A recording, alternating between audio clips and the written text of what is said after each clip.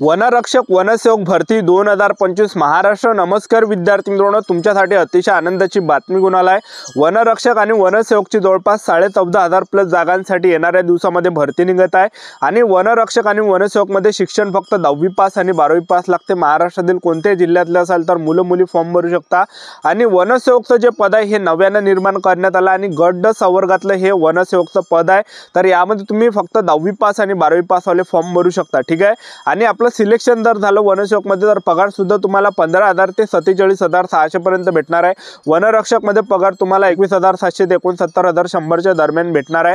तर पहा, वनरक्षक आणि वनसेवकची भरती कधी निघणार असे भरपूर विद्यार्थ्यांचे वारंवार एकच कमेंट होती की सर वनरक्षक वनसेवकची भरती कधीपर्यंत निघणार आहे, कोणत्या महिन्यामध्ये निघणार आहे, यावर एक व्हिडिओ बनवा असे भरपूर विद्यार्थ्यांचे वारंवार एकच कमेंट होते। आणि संपूर्ण माहिती मी तुम्हाला सांगणार आहे। वनरक्षकची भरती कधी निघणार आहे, त्याचबरोबर यामध्ये अटी आणि शर्ती काय, वनरक्षक आणि वनसेवक मध्ये उंची किती लागते, छाती किती आहे, ग्राउंडला कोणकोणते विंडो आहे, लेखी परीक्षेचा अभ्यासक्रम काय, ग्राउंडला या ठिकाणी किती असणार आहे, तर संपूर्ण माहिती तुम्हाला सांगणार आहे। तर आजचा व्हिडिओ खूप महत्त्वाचा होणार आहे। व्हिडिओ शेवटपर्यंत बघा आणि व्हिडिओला आताच लाईक करा। नमस्कार विद्यार्थी मित्रांनो, नोकरी लाईन मराठी यूट्यूब चॅनलवर मी गोपाल अनखळे तुमचं सर्वांचं सहर्ष स्वागत करतो। तर मित्रांनो, व्हिडिओचा थंबनेल बघून तुमच्या लक्षात आलं असेल की आपला व्हिडिओ कोणत्या टॉपिकवर होणार आहे। व्हिडिओ सुरू करण्याच्या आधी आपल्या यूट्यूब चॅनलला सबस्क्राइब करा, जेणेकरून प्रत्येक भरतीचे अपडेट तुमच्यापर्यंत सर्वात आधी पोहोचेल। जास्त करून वनरक्षक वनसेवक भरतीच्या रिलेटेड जास्त व्हिडिओ आपल्या चॅनलवर अपलोड करत असतो आणि 10वी 12वी पास भरतीच्या रिलेटेड जास्त व्हिडिओ आपल्या चॅनलवर अपलोड करत असतो। तर पहा, वनसेवकचं जे पद आहे हे नव्याने जे निर्माण करण्यास शासनाने मंजुरी देण्यात आलेली आहे, ठीक आहे। आणि वनसेवक मध्ये जे अट ठेवण्यात आल्या की यामध्ये फक्त आपण 10वी पास आणि 12वी पासवर फॉर्म भरू शकता। तुमचं ग्रॅज्युएशन वगैरे झालं असेल, जास्त शिकले असाल तुम्ही, तर तुम्हाला फॉर्म भरता येणार नाही वनसेवक मध्ये, एक लक्षात ठेवा। तर हे अट त्यांनी ठेवले। आणि दुसरी जी अट यामध्ये ठेवण्यात आली की केवळ फक्त यामध्ये केवळ स्थानिक उमेदवारांना नियुक्ती देण्याची तरतूद करण्यात येईल। स्थानिक याचा अर्थ ज्या वन विभागात नियुक्ती द्यायची आहे त्या वन विभागातील रहिवासी असला पाहिजे। तर हे अट आणि शर्त जे विद्यार्थी मित्रांनो वनसेवक पदामध्ये ठेवण्यात आलं आहे। आणि वनसेवकचं जे पद आहे हे नव्याने निर्माण करण्यात आहे। पहिल्यांदाच ही भरती निघत आहे वनसेवकची।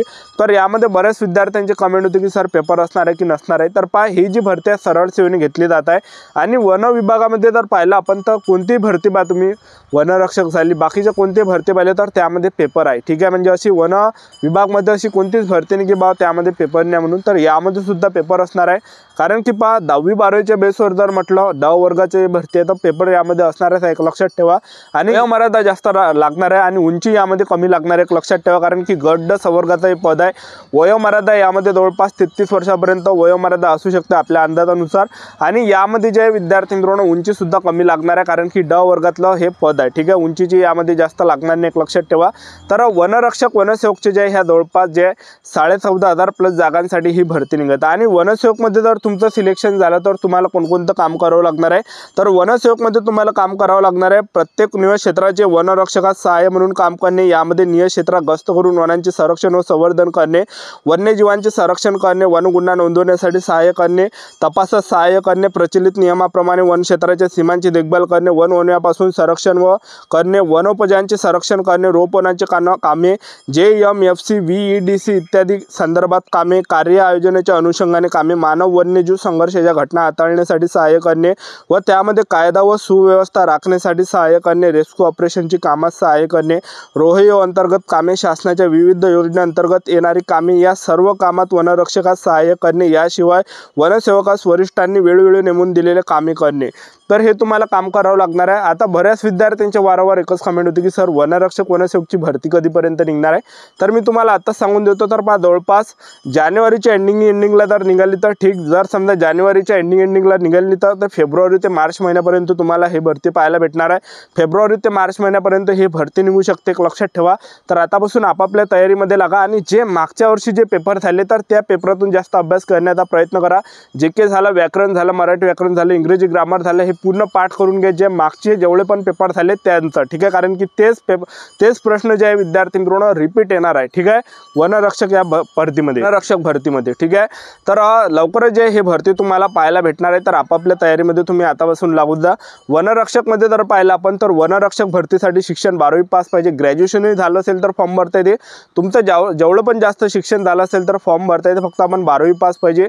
12वी मध्ये एक अट ठेवण्यात आली आहे, सायन्सवाले फॉर्म भरू शकता, कॉमर्सवाले फॉर्म भरू शकता। पण आर्टवाल्यासाठी एक अट ठेवण्यात आली की आर्टवाले 12वी पास असाल तर तुम्हाला 12वीमध्ये अर्थशास्त्र किंवा भूगोल या दोनपैकी एक विषय असेल तेव्हाच तुम्हाला फॉर्म भरता येते।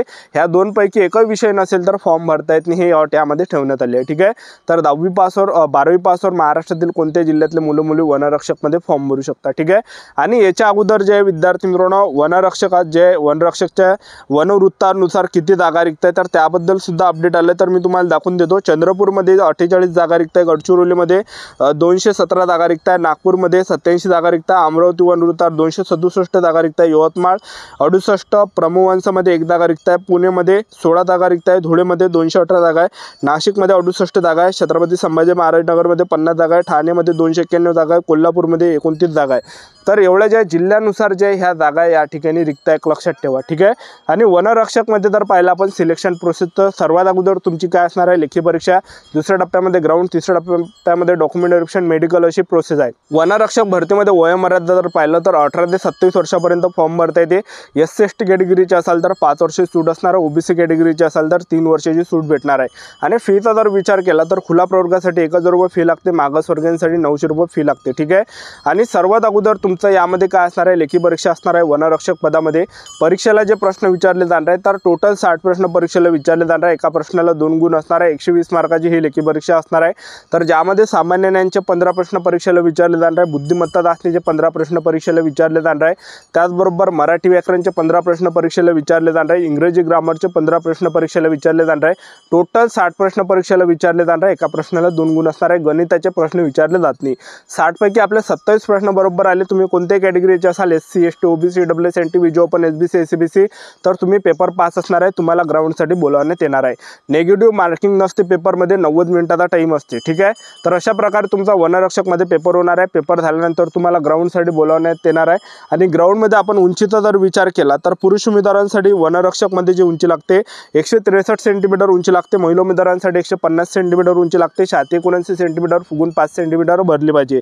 त्याचबरोबर ST कॅटेगरीचे असाल तर 152.5 सेंटीमीटर उंची लागते, यामध्ये महिला उमेदवार असाल तर 145 सेंटीमीटर उंची लागते ST कॅटेगरीच्या, 79 सेंटीमीटर फुगून 5 सेंटीमीटर भरली पाहिजे, अशा प्रकारे उंची लागते। आणि आपण ग्राउंडचा जर विचार केला तर पुरुष उमेदवारांसाठी जे वनरक्षक पदामध्ये जे 5 किलोमीटर रनिंग आणि 5 किलोमीटर रनिंग जर तुम्ही या ठिकाणी 5 किलोमीटर रनिंग तुम्ही 17 मिनिटाच्या अंदर आले तर तुम्हाला 80 मार्क भेटणार आहे। पैकीच्या पैकी जेवढा तुमचा जास्त टाइम होणार आहे तेवढं कमी मार्क तुम्हाला या ठिकाणी भेटणार आहे, स्क्रीनवर तुम्ही बघू शकता।